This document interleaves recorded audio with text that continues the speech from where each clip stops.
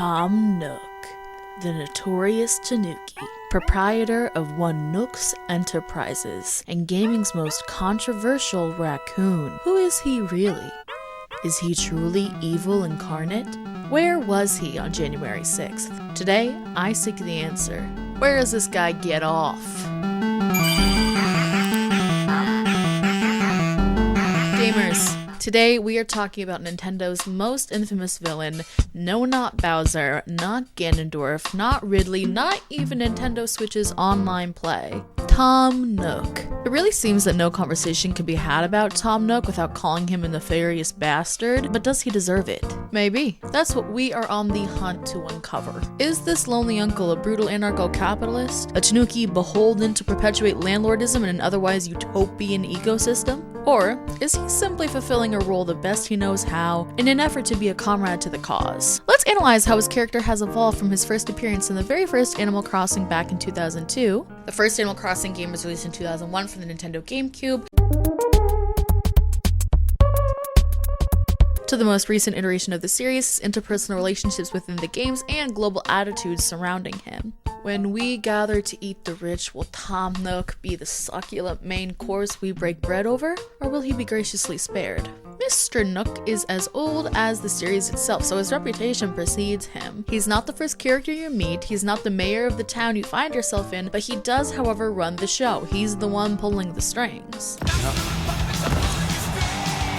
He is the only consistent force in the village that drives commerce for profit. Pelly charges to send mail, and Red stops by every once in a while to send his wares that may or may not be real, but Tom Nook reigns supreme. By most definitions of capitalism, this would breed competition, but of course it doesn't. Because not only is this an exaggerated falsehood perpetuated by capitalists, this is also a very small village that doesn't really go out of its way to expand, gentrify, or privatize. Tom's vocation aside, he isn't particularly mean or cold upon meeting you, so why then was he the runner-up for the 2002 Nintendo Power Award for Best New Villain? In a game series that makes it so clear that there's no real urgency to the tasks you complete, the people you meet, or things you do, why is this raccoon such a threat? In the beginning of this game, you are given a house. You are given, essentially, friends. So, if you are given a reward and then forced to work, what is the point? My theory is that real urgency takes real time. And the only one that begins to enforce this concept on you is Tom Nook, and that's why you hate him.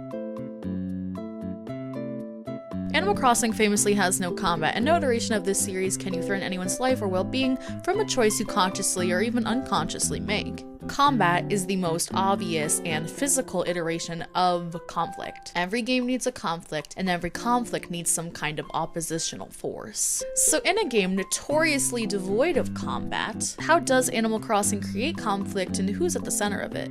This may have a very simple answer to the modern audience, but what were people thinking back in 2002? And what did the developers intend? Naomi Clark, a game designer, teacher, and scholar of nearly 30 years, provides some context about this release. Animal Crossing released at the end of one of the longest recessions in recent Japanese history. During the 90s and turn of the century, advertising idealized the Furusato, since home ownership was at an all-time low. Furusatos were idyllic communal villages in the countryside that harkened back to the ancestral ways of living and sharing community. Self-sufficiency isn't sustainable, and so this idea of supporting one another in this way was not only more appealing in an aesthetic sense, but also in a survival sense. Animal Crossing capitalizes on this idea and sells it exceptionally well. So how does Tom Nook's morality play into this? Originally, these villages during the Edo period shared collective debt, whether it was to feudal lords or merchants. A representative of the village would keep track of this debt and relay to their populace how much everybody owed to the village as their share of the debt. The caveat was that no one could afford to repay this debt back to the village, and life continued to function as normal since the villagers were indebted to the village. If initial debts were successfully paid off, expansions and accessibility measures were built or installed to keep you in debt to the village. It was also very common at this time for one person to own land and another to own the house itself. So when you complain about Tom Nook's almost compulsory need to redesign or expand your house or build bridges and inclines, you were complaining about content being given to you.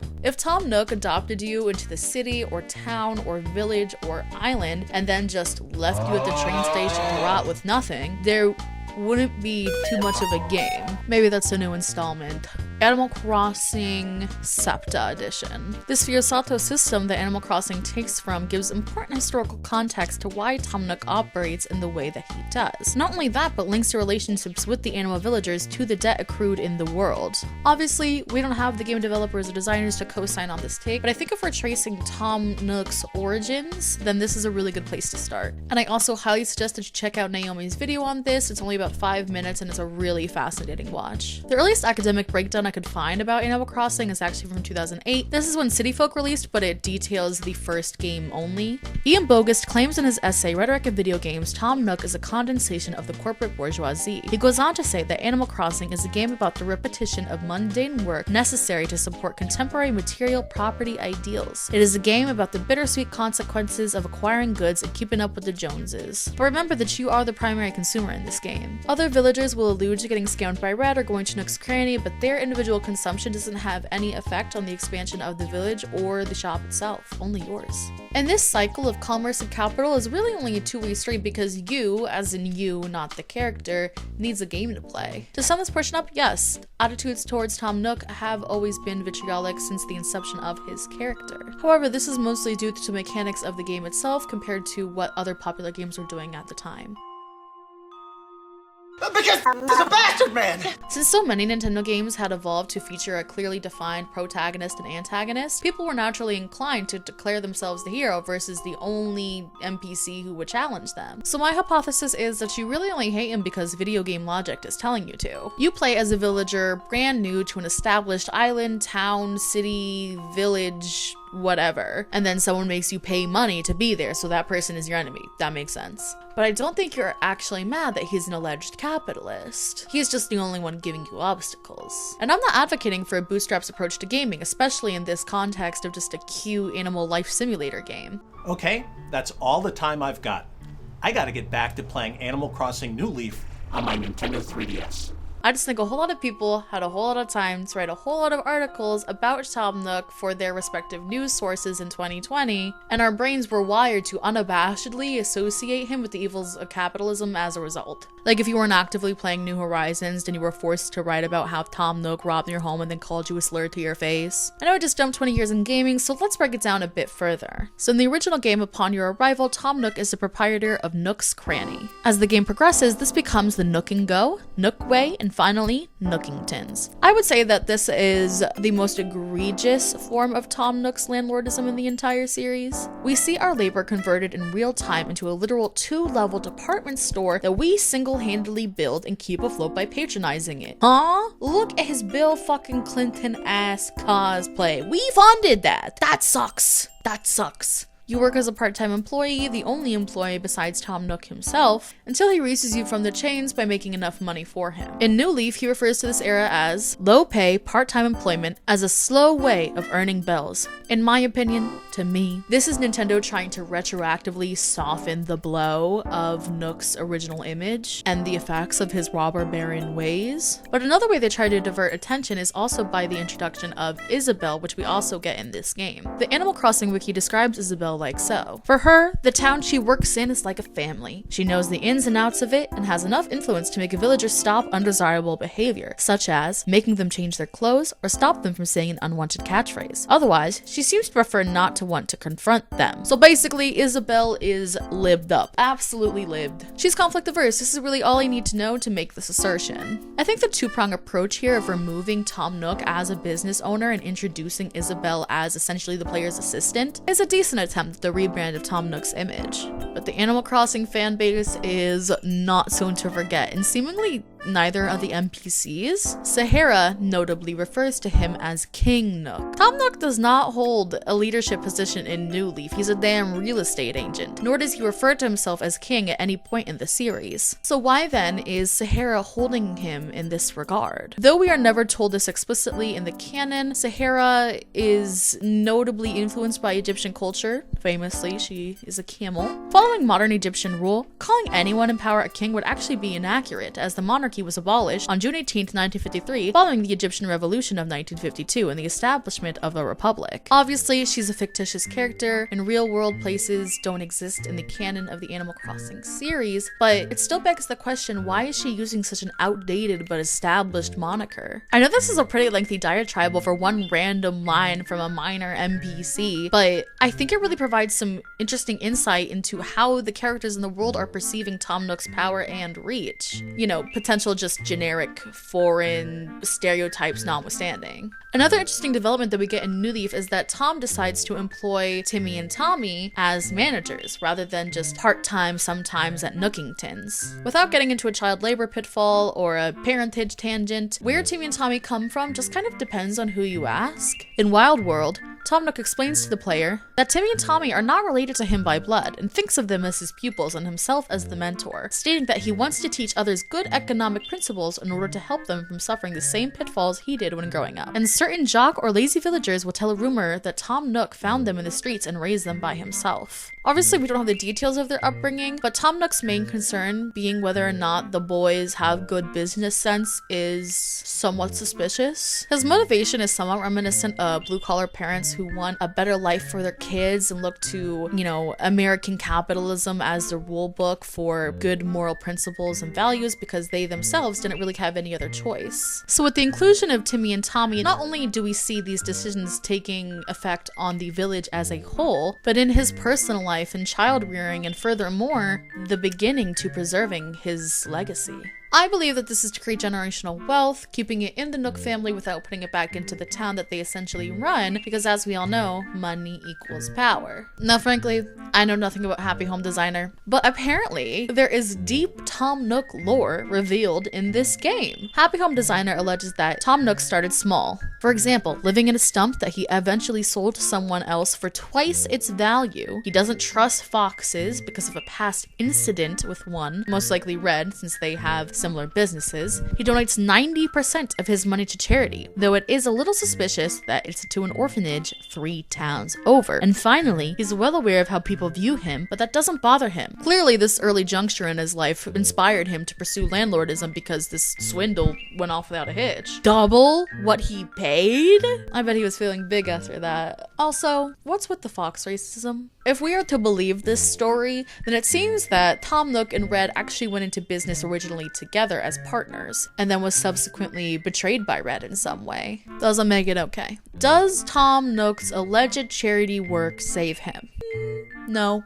Mutual aid in his community would, whether it be the town, city, village, or island. Yeah, I'm sure the underprivileged children in Canada who go to a different school, that's just why you don't know them, are really reaping the benefits from Tom Nook's donations. It's possible that Tom Nook's warped worldview affects the way he does his business dealings. Sable tells us this. Sweet young Tom Nook. His call to arms, his ethos was dreams before money. He was so pure that people wondered if he'd survive this crazy old world. I did too. Every night before falling asleep, I would wish him, please keep Tom Nook's pure spirit protected, I'd whisper in the darkness. Keep him safe from the apathy that breeds the alleys of the big city. I would be remiss not to mention here the same sentiment that both Sable and Tom Nook appear to share about the city. Being scared of the city and fearing what lies in the alleys is reeking of classism and racism. This paranoia is rooted in systemic issues like redlining, fueled by fake media outrage and crime waves, particularly in the 80s and 90s. These attitudes are still very much in play today, fueled by the same media outrage that put these red lines in place originally. Bad things happen in Philadelphia, bad things. Well, that's worse than Afghanistan, I hate to say it. That's worse than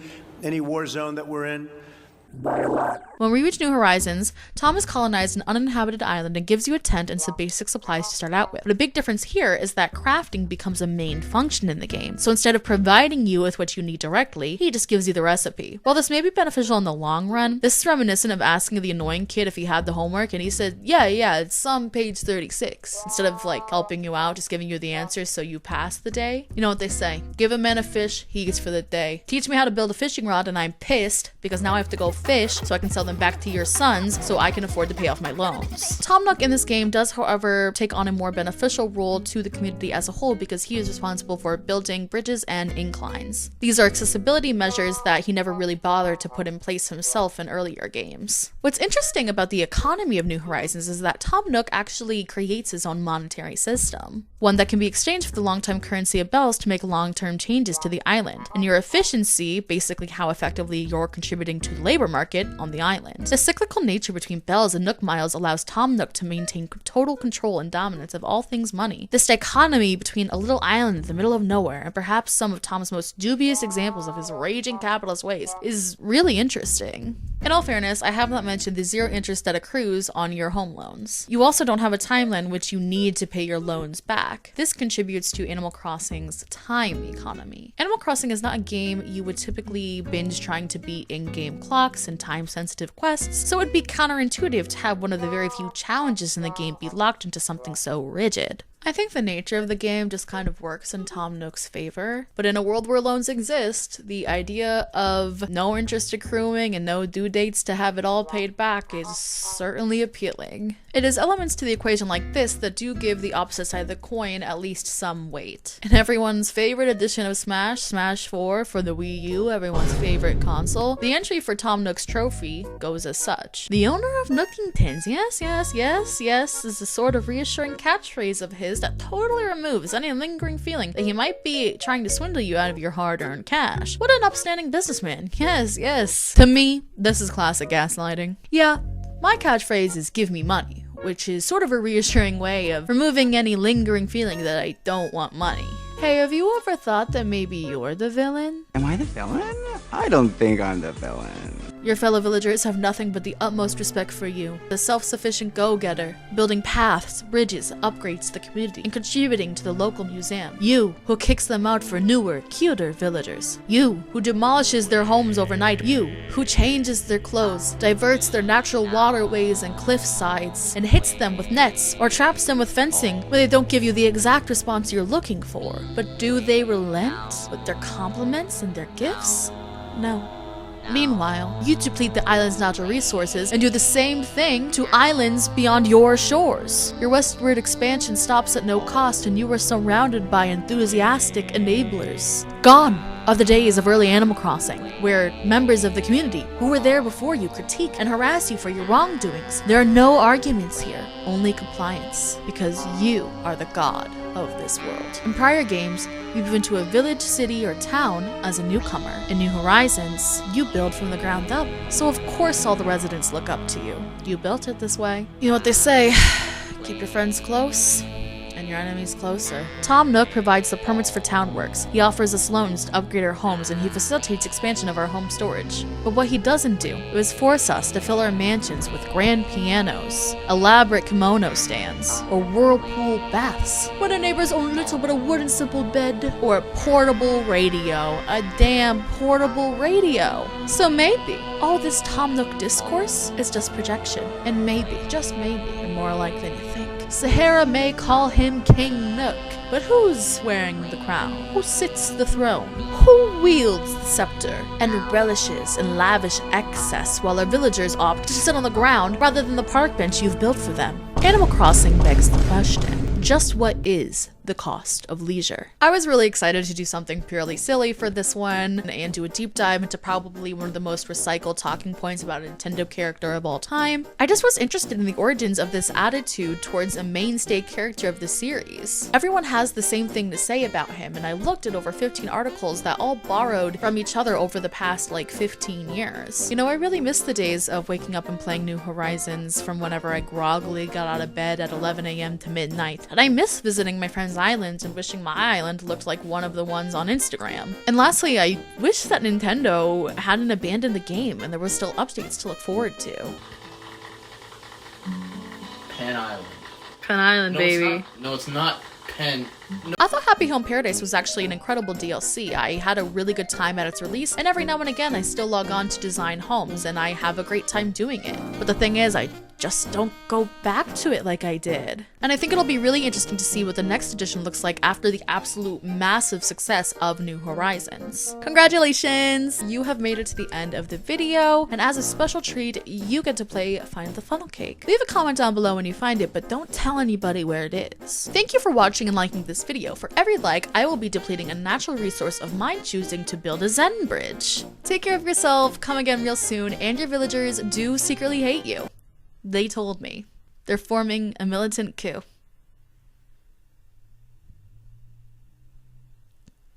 They've unionized, and they're planning to march against you. There's not much time. They're planning to do so on June...